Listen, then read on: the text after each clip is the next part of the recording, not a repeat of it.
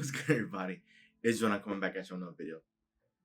So with this video, I wanted to talk about why being the best in the world matters so much.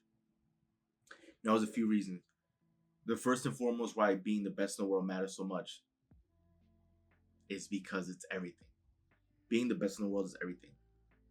We live in a society, in a world where we glorify the superstars, right? We glorify the people who are at the top, who are doing well.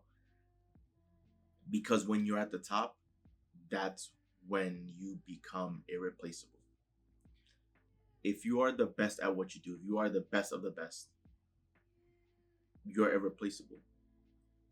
It's not going to be easy, or better yet, possible for society, for others to find someone that's going to be like you, that's going to replace you, right?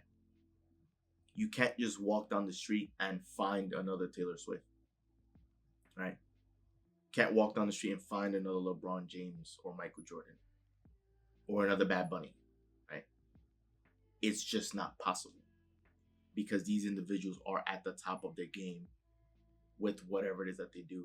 And that's the same with business, right? Each and every large major corporation has a CEO at the top. If it were that easy to find another CEO, replacement for CEO, then CEOs wouldn't be getting paid as much as they do, right? Because if that CEO isn't doing so well, then they'll just get rid of him and then hire someone the next day.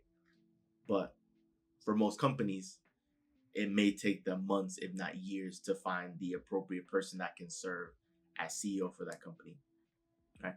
This is why being the best in the world matters so much, because if you're striving to be the best, that's when you become irreplaceable, right? Society, the world can't just find another person like you. And whatever it is that you do, you want to strive to be the best at that, because that's what society cherishes. Society likes having superstars, and the people who are at the top are often the ones who reap the benefits, often reaps the most rewards, right?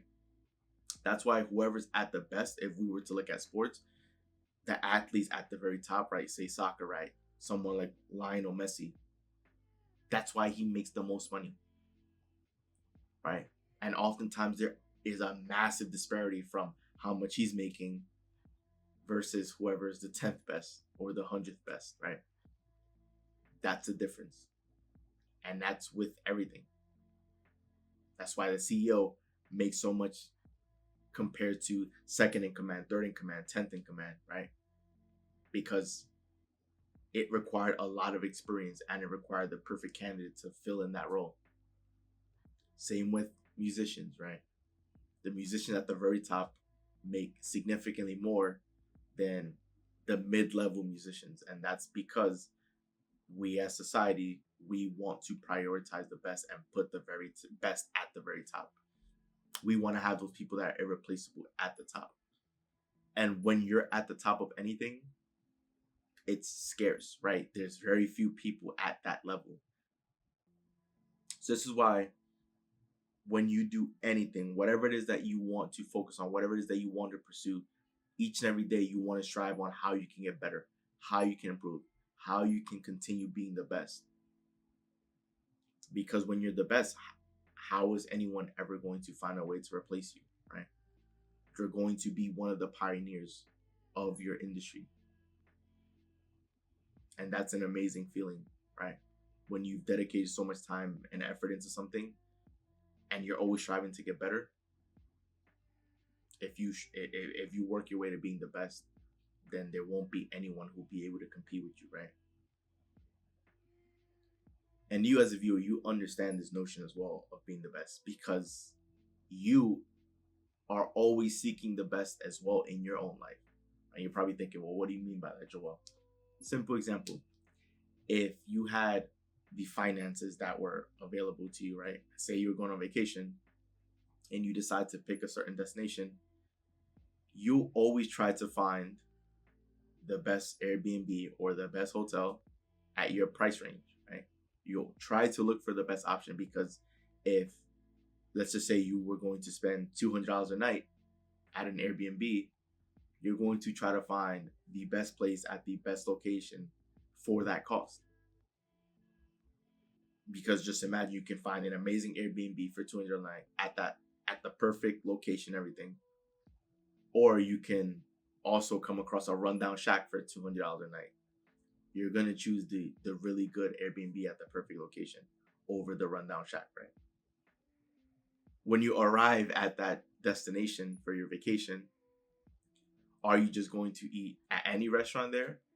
Or are you going to actively seek the best restaurant at your price point when you're at that vacation, right? You're going to seek the best restaurant. You might ask the locals. You might do your research prior to the trip, or you might ask the locals, hey, what are the best restaurants for you to try? Because you understand that you're only there on vacation for a set amount of time and you don't know if you may ever return. So you want to try what the locals are saying is the best restaurant, right? With the best cuisine that fits your price point. If you're sick and not feeling well, you might require a major procedure to be done. You're actively going to seek the best doctor, the best specialist, right? Whenever possible. You're going to seek someone that's been recommended by other people, someone that has a lot of great reviews, right? It's the same idea there. You also are always actively seeking the best in anything that you do, and in all areas of your life. You're always looking for the best. So we as people are naturally wired to look for the best. The same idea if you owned a company and you're hiring someone, and let's just say you got several different applicants, are you just going to close your eyes and pick a random resume out of the pile? Or are you going to sift through the resumes to see who you think is the best, most qualified, most fit candidate for you to allow in to interview, right? Obviously, you are going to try to find the best fit, the most fit, qualified candidate, because time is of the essence, right? And you want to only entertain those who are you believe are most qualified. This is why being the best in the world matters so much. This is why being the best is everything. So if you're going into an industry trying to half-ass something, trying to just give minimal effort, then you'll receive minimal in return. Because those who only offer minimal effort or minimal service or only just try to get by, that's what you'll receive in return. If you strive to be the best in whatever it is that you want to do, and you are able to be consistent at it and work at it day by day by day and continue stacking days, when you get to the point where you become an expert or a master at something, that's when you become irreplaceable, because someone can't just enter your space, right? Enter your industry and just take over, because they won't have the experience, they won't have the information, the knowledge that you know. They won't have the credibility or the credentials that you have, right? So if you really want to if you're actively pursuing something and you want to do something, whether that's, an activity, a hobby that you want to be good at, or if it's like profession wise, business wise, career wise, you have to approach it with the mindset of wanting to be the best. You have to, because that is the only way to win big. You can still win, but if you're here to win big, then that's what matters most. Being the best is what matters most, because then when people who are looking for individuals in that industry appear, if you're the best, if you're one of the pioneers, then they'll look for you. They'll go straight to you. So that's why it's important to always strive to be the best at anything and everything. Being the best will allow you to make a name for yourself, but of course, it will allow you to become irreplaceable. And that's what you want to be. That is how you're able to be the best, because then you understand that there's no one that can take you out of this, right?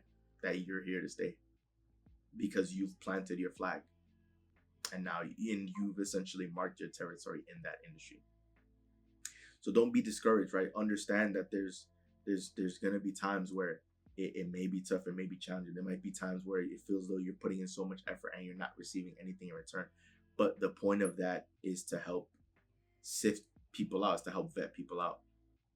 It's the same idea in college where you would hear that organic chemistry is the class that weeds out the weaklings, right?